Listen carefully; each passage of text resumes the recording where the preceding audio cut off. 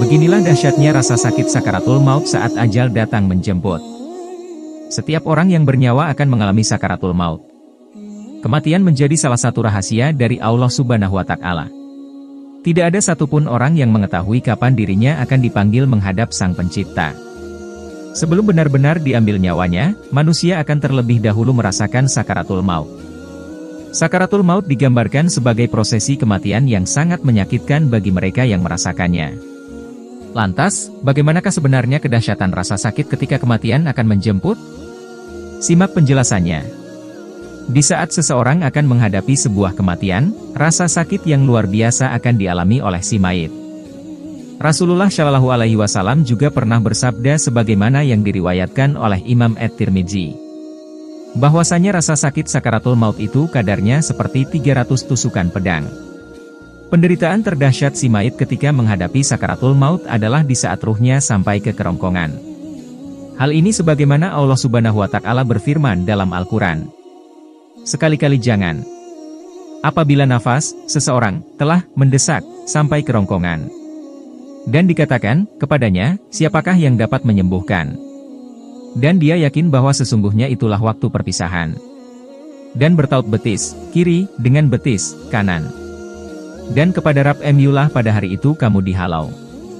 Quran Surah Al-Qiyamah 26:30. Ketika sakaratul maut menjelang, si mayit akan merasakan panas yang luar biasa dan sakit yang tiada terkira. Pedihnya sakaratul maut ini dikisahkan oleh Nabi Idris alaihi salam. Saat itu ia didatangi oleh malaikat Israel, kedatangannya bukan untuk mencabut nyawanya melainkan untuk berkunjung. Dalam kesempatan itu Nabi Idris meminta tolong kepada Israel untuk mencabut nyawanya. Nabi Idris alaihi salam berkata, cabutlah nyawaku kemudian Allah menghidupkan aku kembali sehingga aku dapat beribadah lebih giat lagi kepada Allah setelah merasakan betapa pedihnya sakaratul maut itu. Lalu atas izin Allah, Israel mencabut nyawa Nabi Idris alaihi salam. Melihat kejadian itu, Israel menangis seraya memohon kepada Allah untuk menghidupkan kembali, atas kuasanya Nabi Idris pun hidup kembali. Setelah itu Israel bertanya kepada Nabi Idris perihal sakaratul maut yang ia alami, Nabi Idris alaihi salam menjawab, sesungguhnya rasa sakaratul maut itu kuumpamakan seperti binatang hidup yang dikelupas kulitnya atau dikuliti hidup-hidup, dan rasanya bahkan 1000 kali lebih sakit. Malaikat Israel pun berkata, sesungguhnya aku mencabut nyawamu secara halus dan hati-hati, dan sungguh hal itu tak pernah kulakukan sebelumnya. Dalam sebuah riwayat diceritakan, detik-detik ruh Rasulullah Shallallahu Alaihi Wasallam dicabut dari jasadnya. Rasulullah Shallallahu Alaihi Wasallam merintih lirih, beliau berkata, wahai Jibril, betapa sakitnya sakaratul maut ini. Di sebelah Rasulullah sudah ada Fatimah dan Ali yang tertunduk oleh kesedihan mendalam.